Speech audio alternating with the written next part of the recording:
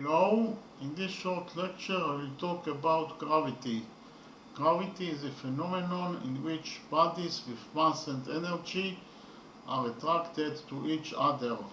According to general relativity, gravity is a result of the curvature of space-time.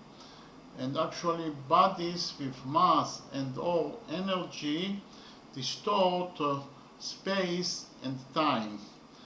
And according to Newton, gravity is an attractive force between masses.